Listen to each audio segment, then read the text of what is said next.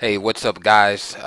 This is a great game from the Russian Chess Championship in 2015. With the white pieces, we had Vladimir Kramnik, who was rated 2783 at the time, and with the black pieces, rated 2714 at the time, the young Ian Nepomniachtchi. And what we're going to talk about is some of the theory laid down by our first official world chess champion, Wilhelm Steinitz.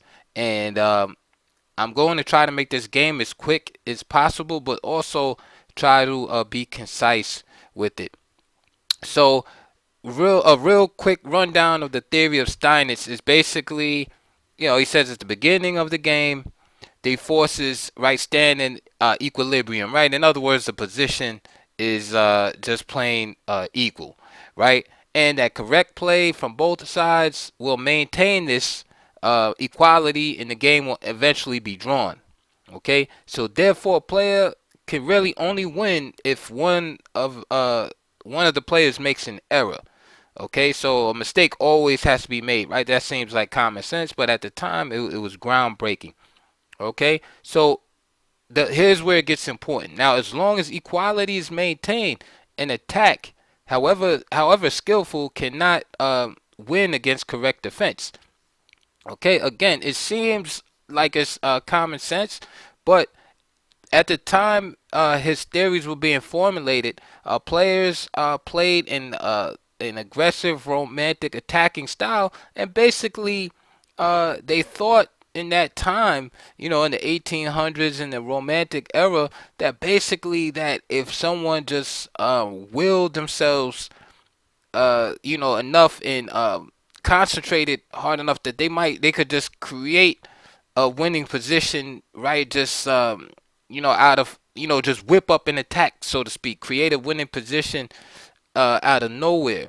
So Steinitz is putting this in the formula to basically saying, hey, you can't really just win right without the prerequisites being set up on the board. Okay, there has to be some kind of prerequisites, right? There has to be a weakness in the person's position to justify to attack. So he's saying, hey, if the position is really equal, I don't care what kind of attack that you come up with, it's not going to succeed against correct defense. All right.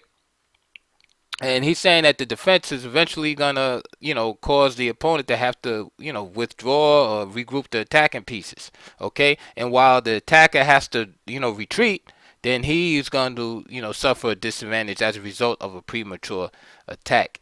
All right. His next principle is that a player should not attack then until he has an advantage already. All right. So that's very important, and you'll see that in this game, right? An advantage is going to be caused by the opponent's mistake. All right, and this is what justifies the decision to attack. In other words, I wouldn't just bring my queen out early, right? Unless it was totally justified. So, say for instance, you have like this type of opening, right? Let's say, right, birds. Okay, and we get one of these old school type openings here, right? And let's say you gotta do something like that, okay, as white. Now this is a mistake. You see, I've made a mistake in the position, therefore I'm justified in playing this move right here. Okay, because now after G3, bishop takes G3, whatever, H takes G3, queen takes H1. All right, see, I'm justified because my opponent has made an error, in this case weakening his king side and um, giving me the prerequisite conditions that I need to justify this attack and launching um, this assault with my queen.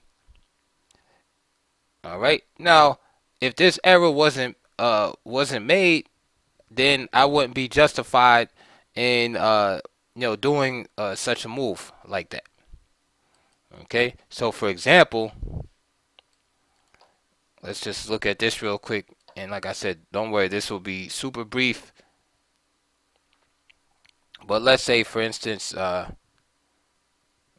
don't know, let's just play bishop c4 here. Knight c6. And queen h5. In this particular situation, black has not really made any errors. Of course, he in response to bishop f4, he could even play knight f6 to prevent queen h5 altogether. But still, black hasn't made any errors here.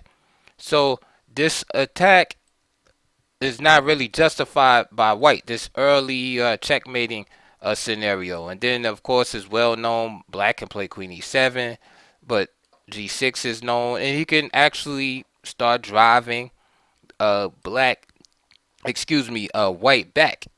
Could even play queen f6 here. It actually could start reversing the tides against white, right, for his early queen maneuver, his early attack. All right. So, therefore, Steinitz said, hey, at the beginning of the game, players should not seek at once to attack. So, as we just saw there. Okay, so instead, a player should seek to disturb the balance in his favor by inducing the opponent to make an error, right? Basically make preliminary moves, right? And this is this idea of obtaining, small advantages throughout the game. So, for instance, you can see that the idea in, like your main line, Roy Lopez, right? Where after bishop b5, there's this pressure put here, right? And we're going to talk a lot about pressure in this game. So there's this pressure put on this pawn right from the beginning, right? There's Morphy's famous move a6. Of course, we see the Berlin a lot nowadays, but a6, right? And a6 came about because it was discovered early on that this pawn really is not lost. So, for instance, after the exchange variation, b takes, d takes, and say you try to just grab this right away, everyone knows or should know that queen d4, right? You just immediately win the pawn back. However, as time went on, masters, of course, forged these lines in the Roy Lopez where bishop a4 would be played, right? Knight f6, castles, right? Bishop e7, rook e1. Now this pawn is actually protected. So then b5, bishop b3, castle. And then you have, all these lines, c3, d6, and so on. And why am I showing you this? So a lot of lines in the Ruy Lopez revolve around attacking these pawns at some point, right? That with a4, and eventually, the argument is presented that, hey, those pawns are weak, and that black will have trouble maintaining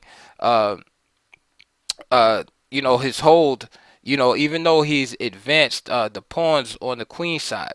And so that's a idea of provoking your opponent, right, to make small errors, right? You figure a6 b5 is no big deal, but as the game goes on and on and on, perhaps in the end game, these things might creep up. It's the same ideas in Sicilian defense when black often advances his pawns on the queen side, a6, b5. Right, in the middle game, you're attacking, right? It seems like it's not a big deal, but what about when it gets to the end game, and then you have these disjointed pawns, right? Or you have these stragglers on the queen side. Now, white's king starts to come out of his castle, and then he starts attacking those pawns in the endgame. So you have all of these, right, small advantages that begin to accumulate. All right. Now, finally, I want to say is that his last principle is basically that when a sufficient advantage has been created or obtained, a player must attack, and the key word is must. So he's compelled to attack, or the advantage will be dissipated. Okay, and because chess is ultimately a game of time. So if you miss your opportunities, right, whatever, you're weak tactically, you just don't see it, all right, the advantage is going to dissipate because an opponent can, if the opponent sees it, then he can correct whatever mistake that he made, all right, that gave you the opportunity in the first place. So this is why you have to be very strong tactically so that you can see when the opportunities arise. And you also have to have good positional understanding. So again, that you can see the opportunity to whatever fix the pawn or know when to exchange bishop for a knight, what have you. So in this game, this is a very high level game. It took me a while, like looking at this game, to break it down. So I'm kind of gonna speed through it, but again, I want to give you the lesson here. So wish me luck here. I'm gonna try my best to relay my understanding from looking at this game in light of these principles. And like I said, we're going to concentrate on this last principle that when a sufficient advantage has been attained, a player must attack or the advantage will be dissipated. Because we're going to be looking at pressure in the position, and we're going to see the chances go back and forth for both sides. Sometimes the player will get, be able to maintain pressure on the opponent. Sometimes he'll make an error and it'll go, and you'll see it go back and forth if I explain this correctly. So the game started out d4 from Kramnik, Nepomniachtchi, knight of 6, knight of 3, g6, bishop g5. So we have this Tory attack. It's all related to London system, Kali system. All right. Theory has it where black is supposed to, equalize, etc. But what all the openings do, right, at this point. So you play what suits you. So bishop g5, bishop g7, knight bd2. This is an interesting move, knight bd2 here, because it kind of feints at playing e4, right? You sometimes you can provoke black into playing d5. He might not be a Grunfeld player, but he doesn't want you to play e4. So this is an idea that players will employ in the Tory attack, where they play this knight bd2 early, because you also can just commit to e3 right away. The players will do this to see what black's mentality is. Castle. See, obviously Nepomniachtchi doesn't care if white plays e4.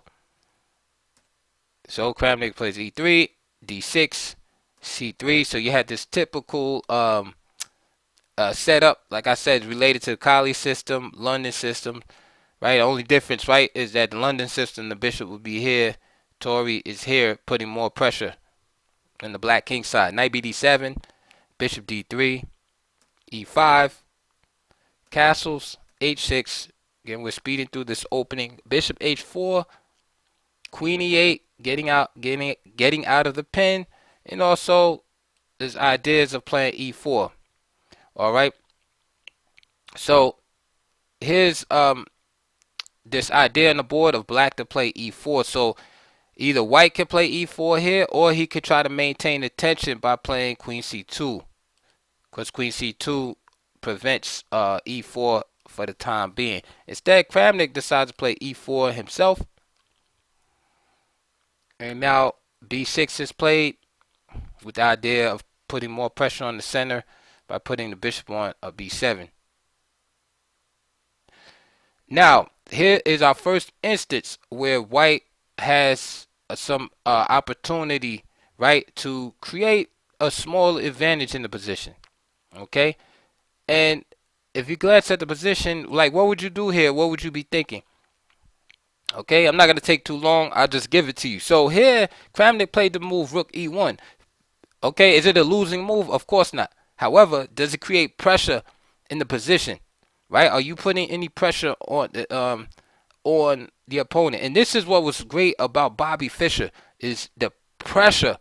He found those moves that created pressure. This move is good. Like, there's nothing wrong with it. You bringing the rook to the open file, you're fortifying your center, what have you. However, after b6, we must acknowledge that black has made some type of weakening move in the position. All right, is it a big deal? No, but it's a weakness has been created. So you have to wonder, how can I exploit this? So here, bishop b5. Okay, and you can already kind of see it. Bishop b5 with this idea of coming into a6, right? C6, sorry, is very uncomfortable. The queen, right, has gotten out of the pin that was here. Now there's a new pin, right? There's problems in the center because this knight is not going to be available to capture here. So, for example, play could go bishop b7, right? Trying to put more pressure here. Bishop takes f6, and now this knight can't capture. So bishop takes f6, queen a4. So now again pressure. How do you deal with this? The only thing you can really do is rook d8, but then you drop the pawn on a7. I know some of you are saying, wait a minute, you can play bishop c8. So okay, queen a4, bishop c8. Yeah, now bishop c6. Again, the rook must come to b8. Right, the rook must move. Or you got to play something like b5, weird moves like that. But in other words, right, already looking for these type of moves that not break the game open, but create pressure on the opponent, small advantages.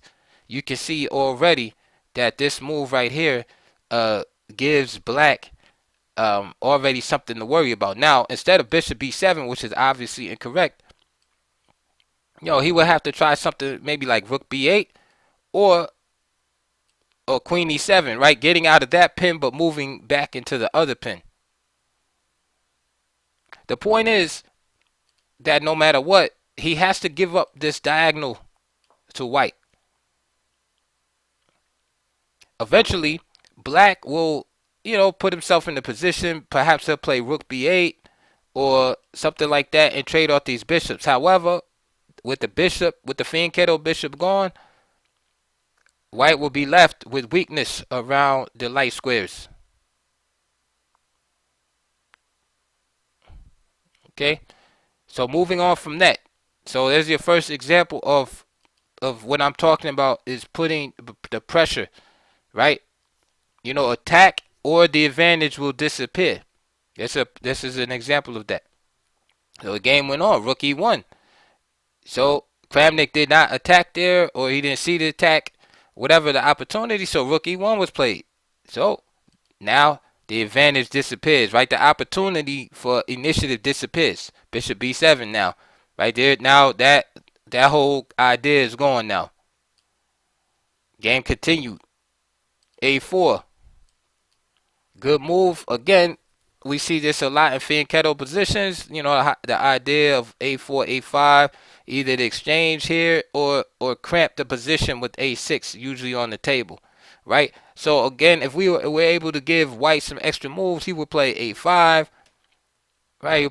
He would play queen b3, okay, and follow up with bishop b5.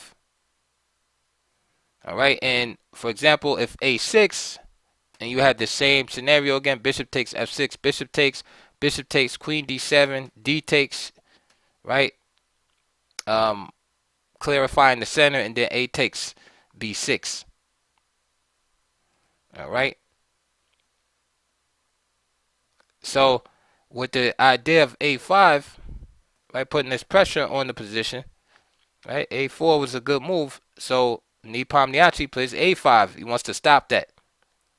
Again, there's idea of weakness around the queen side. And notice that although Kramnik didn't find bishop b5 early, he's still, he's a strong grandmaster. So he knows where he should be playing at. And he's playing around these weaknesses. Okay? So he plays bishop b5. So notice the similarities in the position. Except he should have had just did it earlier. So Nepomniachtchi has to kind of react to his opponent's pressure. Again, these are not winning moves. It's just pressure in the position. Queen c8, right? You think he wants to do move his queen around? No, but Kramnik is putting pressure on him, so he has to do that. So now here's another opportunity for Kramnik to keep the pressure, keep tension in the position. All right. Kramnik plays d takes here. This relieves all of the pressure in the position. Knight takes e5, knight takes e5, d takes e5.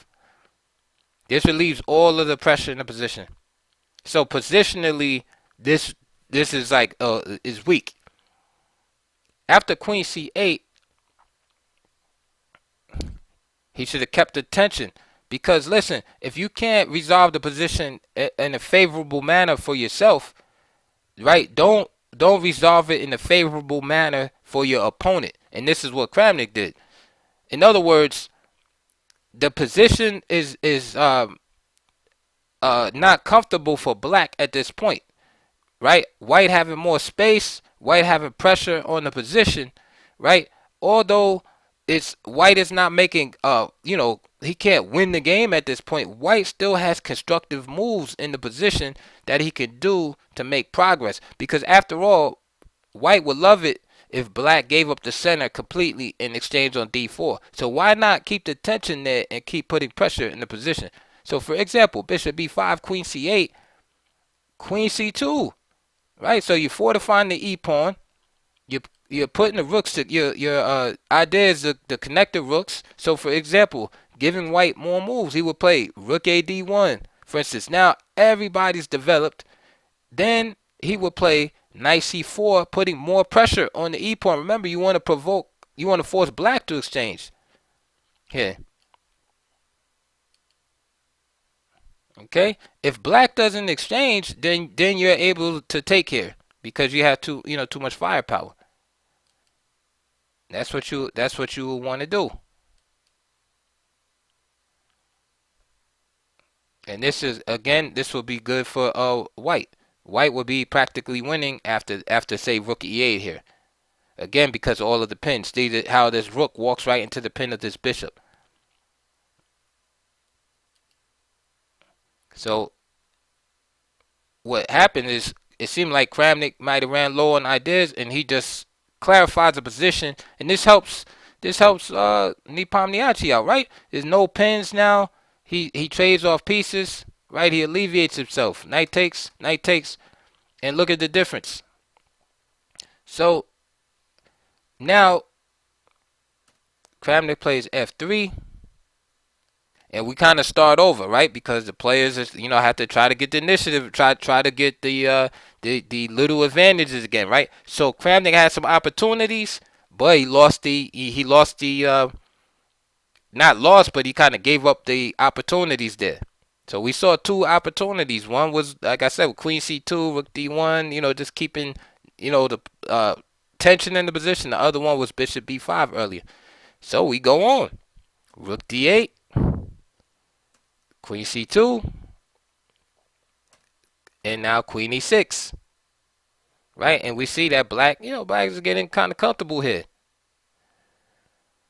So Kramnik plays bishop f2, okay? Which again, no, he doesn't put any pressure in the position. If you're not putting any, attacking the opponent, right, when you had the opportunity to, the advantage is going to dissipate. So it's the same thing to be said about pressure. If you don't put any pressure on your opponent, he can just do what he wants to do. With that said, right, bishop f2, at least there's a pin here, right? So at least this knight is kind of immobilized a little bit. And if black wants to if black wants to get rid of this bishop, okay, provoke him, let him play g5 then. All right, which makes this bishop on g7 even worse. So with that said, rook a d1 is better, right? Get your last piece in the game, right? That's more constructive. Another idea is knight f1 with the idea of coming back to e3. Again, these are more constructive moves, maybe here one day, but these are more constructive moves with more purpose in the position than than bishop f2. So bishop f2 is played, and now knight h5. Okay, look, he relieved the pin. Now the knight, now Nepomniachtchi is getting bold. He wants to come to f4 and perhaps begin an attack. Remember, if you don't put pressure on your opponent or attack, then the advantage or the initiative will past the opponent, he will begin to spot his opportunities. Because Nepomniachtchi is also a very strong master. Kramnik here plays b4, um, which I think is a mistake. Probably g3 is better, just keeping the knight from here, right? Although it's again, it's a weakening move. Remember, Kramnik didn't put the pressure on Nepomniachtchi, so now the tides start turning a bit. Another idea is knight c4, but then knight f4, right? So the game's still equal, but again, we're discussing the chances for both sides in light of the principles of Steinitz. So knight h5 was played b4. Now here, um, Nepomniachtchi misses his opportunity now. So now the ball is in Nepomniachtchi's court to find moves that are going to create pressure in the position. Now he played a decent looking move on bishop f8 because after all he's threatening to win the pawn here. But even stronger was to play the move knight f4.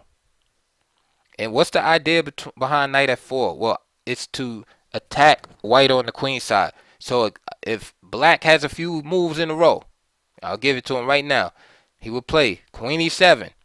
Notice how he's attacking this b4 square, threatening to win the pawn, but he's also threatening to play queen g5, and this will be absolutely winning. Okay, the reason why it's winning here because after bishop g3, then simply rook takes d2, very strong, and then after queen takes d2, then you will have knight h3 check, winning the queen. Okay, and this is what I mean, that when you have the opportunity to put pressure, you have to put pressure on the opponent. So knight f4 was definitely the move with the idea of queen e7.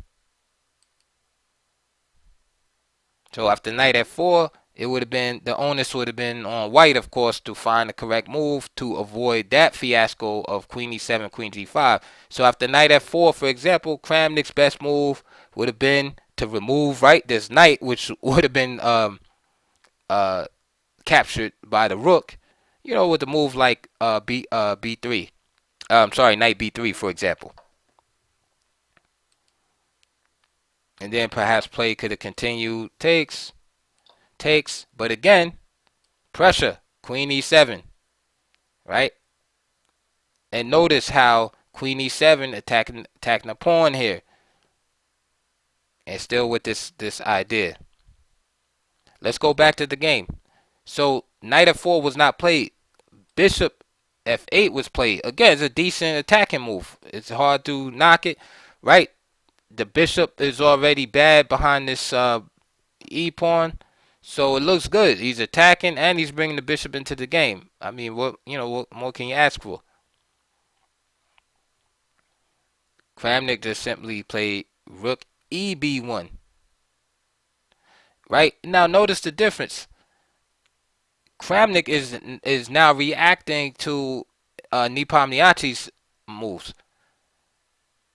So it's Nepomniachtchi has a small initiative now, right? He's accumulating some momentum. So bishop f8, rook eb1. Now Nepomniachtchi plays the correct move, knight f4. Again, now Kramnik's going to react to his opponent's moves now. He plays bishop f1, right, to protect himself on the king side. He's worried. Does he have to play this move? You see what I'm saying? That's the question you have to ask yourself. Does he have to play bishop f1? That necessary? No, it's not, but he played it. Like I said, we don't have time to get in all of the analysis that I have, but he played bishop f1, and now Nepomniachtchi played bishop a6. So he's like, hey, I want to get rid of that bishop on f1, right? Get rid of some defenders on the queen side here. Of course, Nepomniachtchi, being a strong grandmaster, anticipated this move, b5, of course, right? But what it does is it closes up the position on the queen side, right? So it makes white's counterplay over there harder. So basically, white shuts down his own counterplay on the queen side. So now he's gonna have to work on that, right, via c4, c5 at some point, to get the queen side open, so he can have his counterplay over there. So far so good for Nepo. So bishop b7, and after this, Kramnik realizes, okay, yeah, I have to get this queen side open. He plays c4 again. Another idea is knight c4 here, and also, of course, g3. Back to the game. So c4 is played, and here Nepo misses opportunity here.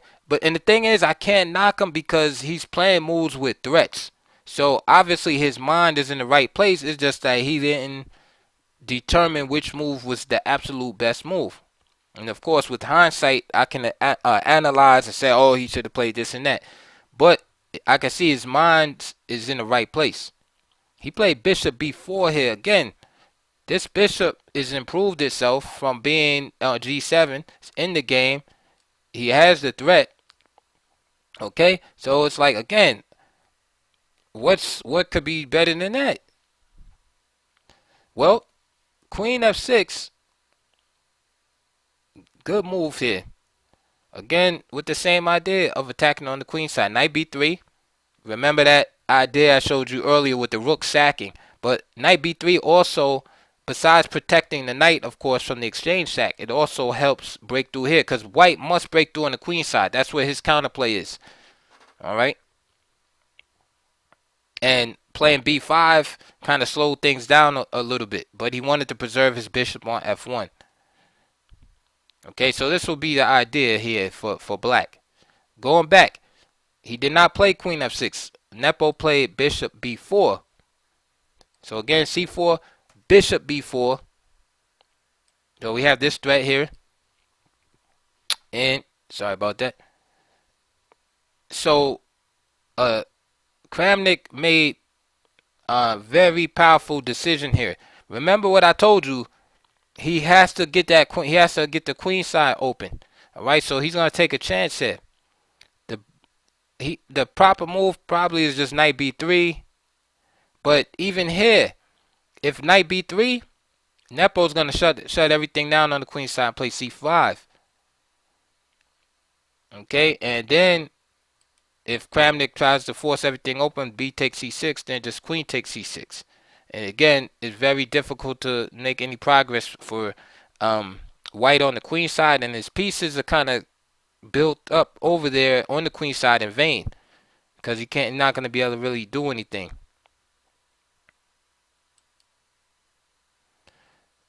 So c5 will be played, and then if he played g3 here, for instance, then just simply knight takes h3, bishop takes h3, and queen takes h3.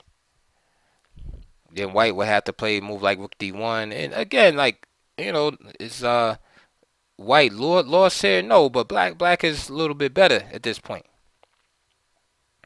So Kramnik made a bold decision. So after bishop b4, he stops the threat of rook takes d2 by just giving up the exchange sacrifice. Not only does he give up the exchange with the rook takes b4, but he invigorates his pawns on the queen side, and now they can move, right? So he not only like stops the threat, he opens up his queen side counterplay once again. So a takes b4, a takes b4, c5. So now it's flowing, right? Now he has the pawns are free again to move.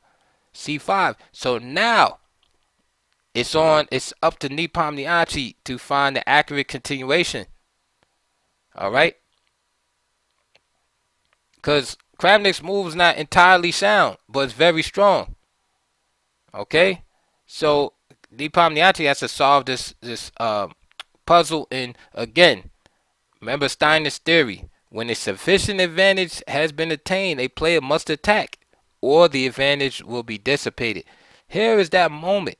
Nepomniachtchi has the advantage here, but he has to find the right continuation.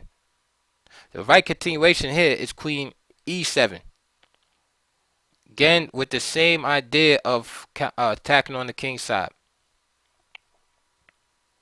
All right.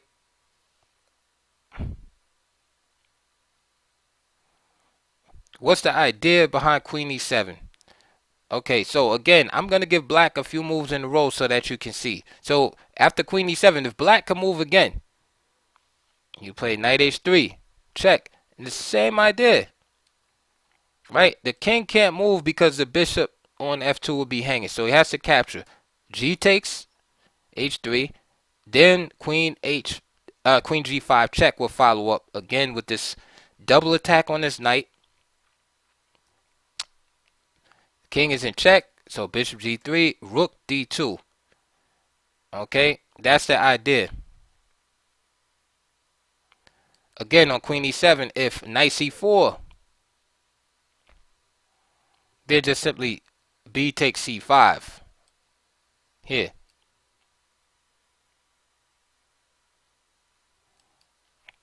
If C6, then white falls into the same problem that he did earlier. He closes down his assault on the queen side. So just bishop C8, Knight C4, Queen G5. You know, with the attack, let's say H4, Queen F6. These are all sample moves. Queen B2, and again, black is up the exchange. Okay, bishop E6, and right, he gets the pawn, but he's down. He's just down the exchange, and his queen side attack is paused. He has his backward pawn on A4, so it's just a matter of time before he loses. So this is no good. All right, so Queen E7 is definitely the strongest move. However, Nepo did not find Queen E7. Instead, he played a move similar, and he played Queen F6.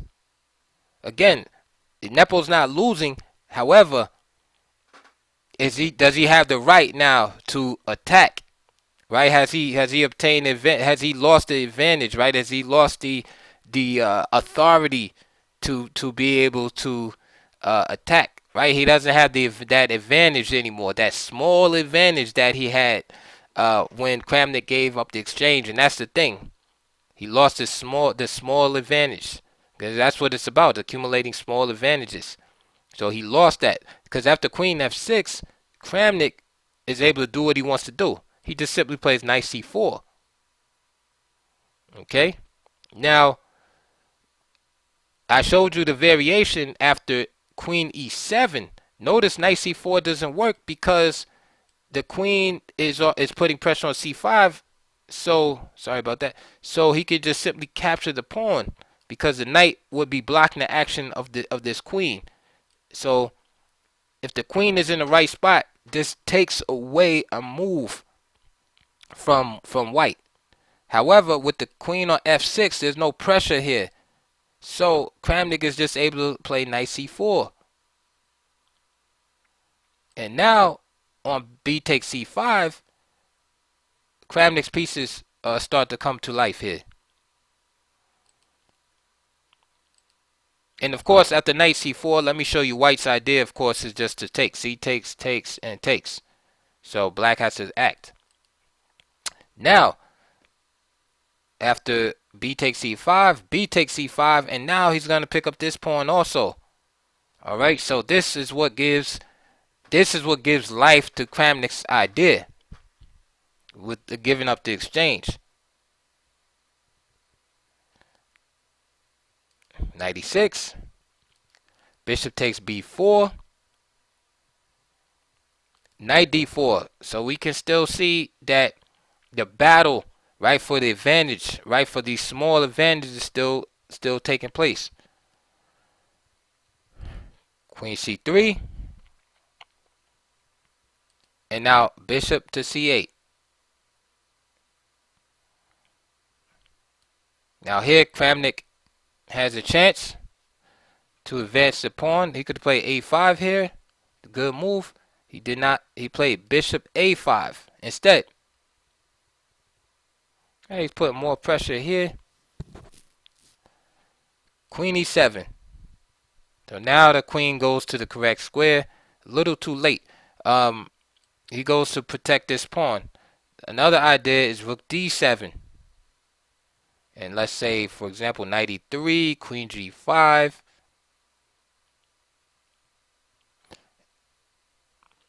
King f2, queen h4, king g1, and a game could end in a draw there. The idea behind rook d7 is that it prevents the capture of this pawn. So for instance, after rook d7, knight e3, you can see the pawn is threatened. And now queen g5. So of course, if bishop takes c7, then just simply rook takes c7 is possible, right? And these are going to be drawish continuations, right? Even knight takes f3 is possible here. Rook takes c7 might even be better, turn out better for black after queen takes c7 and then this queen takes e3 check, king h1. This looks very strong. So rook d7 again. It's all about opportunities, right? Playing your cards right. So rook d7 was definitely better because it gave black more options. Okay, having more choices is a sign of health in the position. The less choices you have in the position to make moves, that means that your position, is in not a good state of health, not in a good state of health, right? If you have a good amount of choices that you can make, that's a good sign. If you only could make like one move, or you have only move situation, that usually means that your position is bad. With that said, rook d7, the better move was not made. Instead, queen e7 was made. Kramnik just simply played king h1, and he's just getting off this diagonal here, right, for the future. Kramnik is he does play cautious. Reminds me of Karpov sometimes. He makes these like prophylactic moves. Sometimes you don't have to make them, but he makes these moves just to prevent any problems or counterplay down the line. So he plays king h1 here.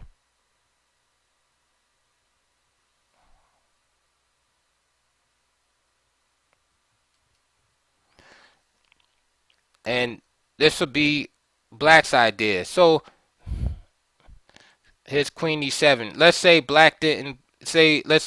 white didn't play king h1, right? And black can move again, right?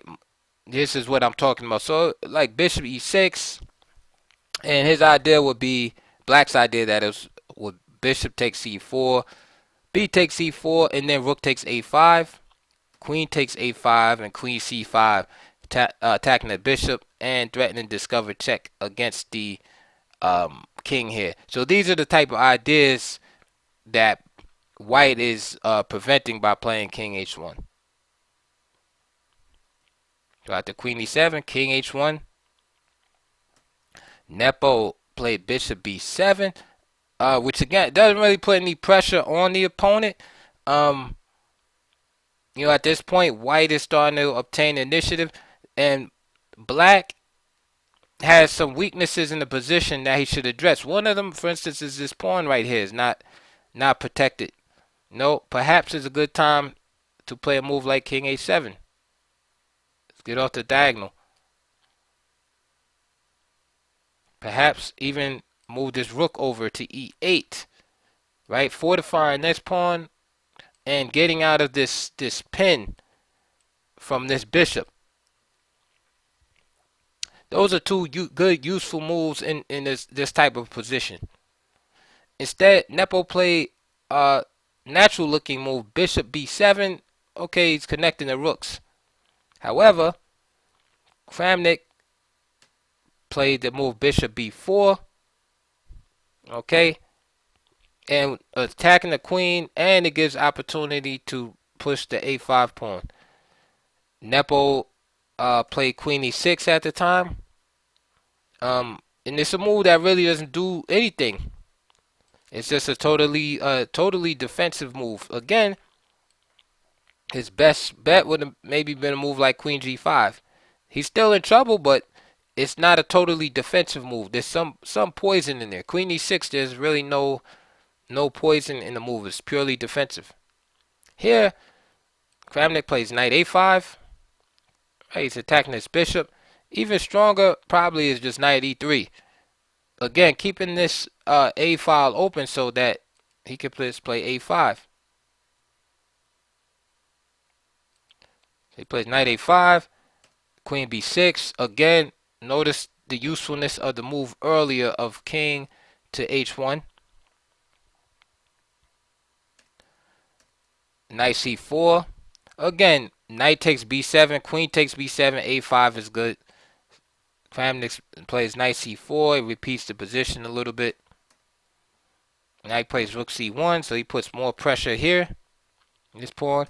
Now rook d7. And again, Kramnik with that old Karpov stuff. He plays h3. Right? He does, doesn't really. It's nice prophylactic move. Make sure you don't get mated on the back rank or something like that. But does he have to do it? No. Right? But this is his style. He's killing all counterplay. After all, he realizes that at this point he has enough of an advantage to where Nepo can't really make it all up in one move. So of course, a player like Kasparov probably played knight takes b7 and got it over with, queen takes a5, or knight b3, for instance, with the same idea. If rook takes a4 here, then just knight c5. So Kramnik played h3, king h7, and now he plays knight c4, and finally he goes with the plan already. Queen e6, a5, rook to b8, knight e3. And now there's all type of problems. Either knight d5 at some point, even knight g4 in some variations, attacking the queen side, king side. h5, that prevents that idea.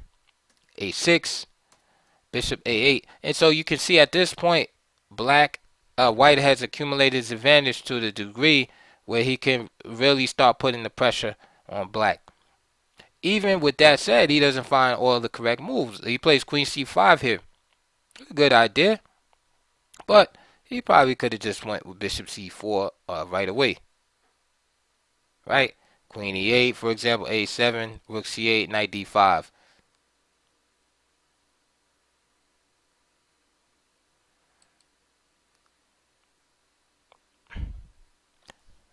So, oh, excuse me. I gave you the plan already from white. That's white's plan actually.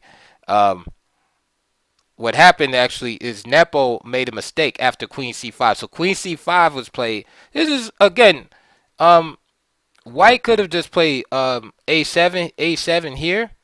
So that would have been okay too, or even like bishop c4. Queen c5 is an excellent move. Again, a7. And there's all type of domination themes here. And again, I just showed you the plan. Bishop c4, queen e8, a7, rook c8, and knight d5. This is the plan of white. Here, Nepo tried a last-ditch effort and played this move, queen b3.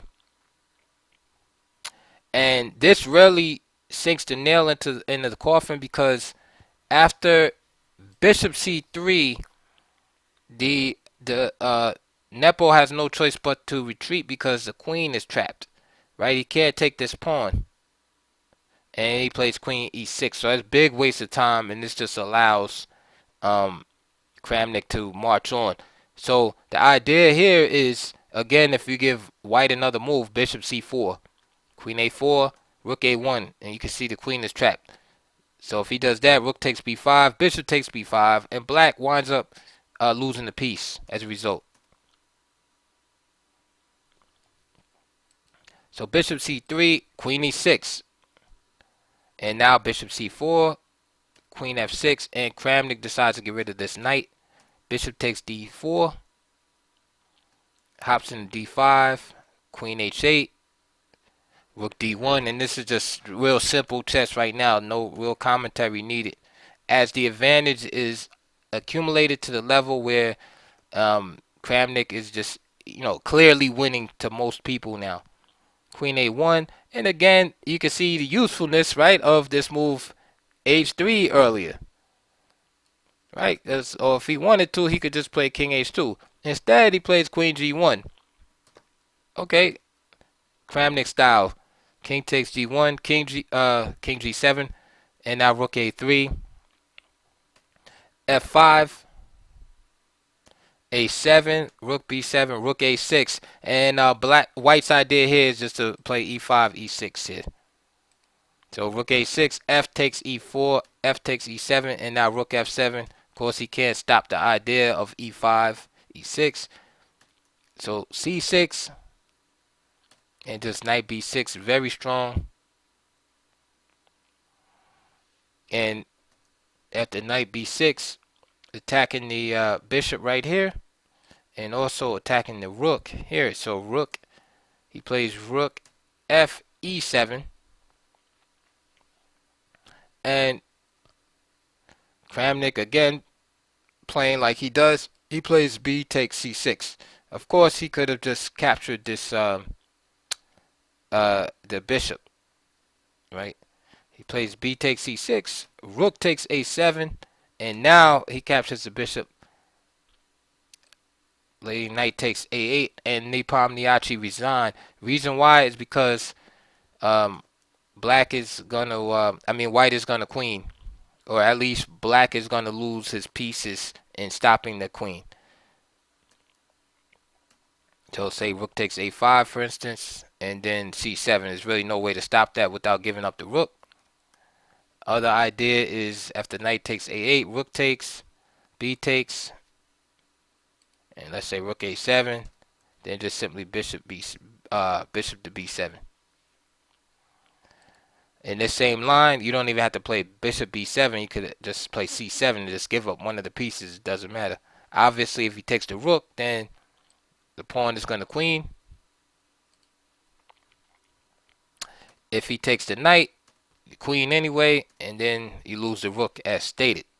So this is why Nepo resigned after Knight takes A8. So I know that was a long game, long analysis.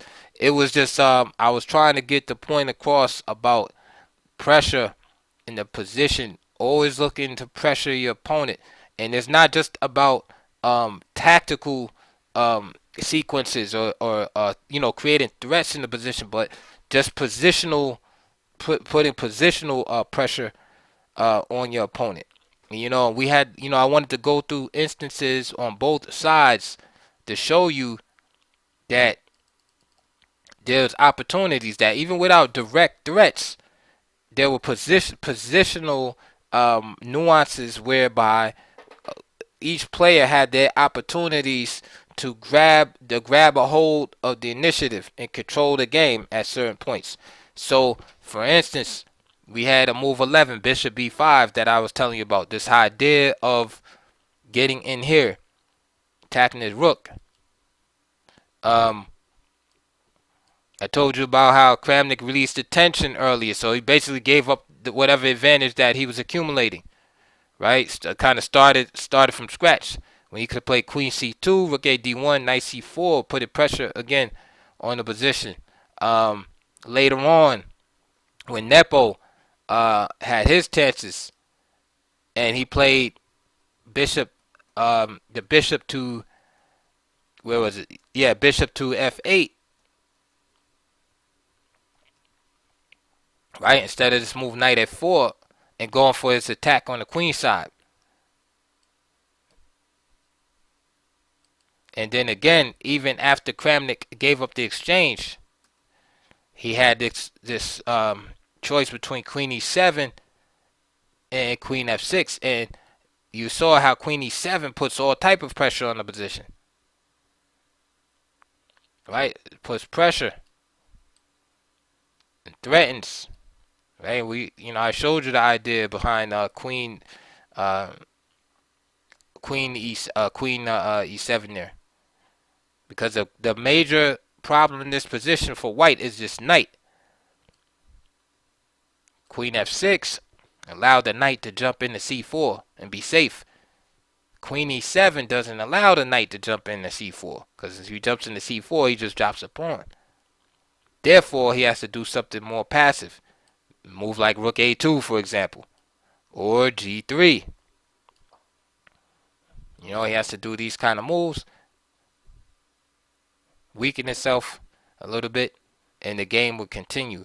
But again, it's about missed opportunities and basically who is gonna make the last error, who's gonna crack under pressure here. So that was it for that game. I hope that you enjoyed the analysis. I know it was a little bit long, but please support my channel with clicking on the links below. Donate to my channel. Please like and subscribe. I'll go over some more games. You know, if you request specific games or just themes, whether they be middle games, end games, such.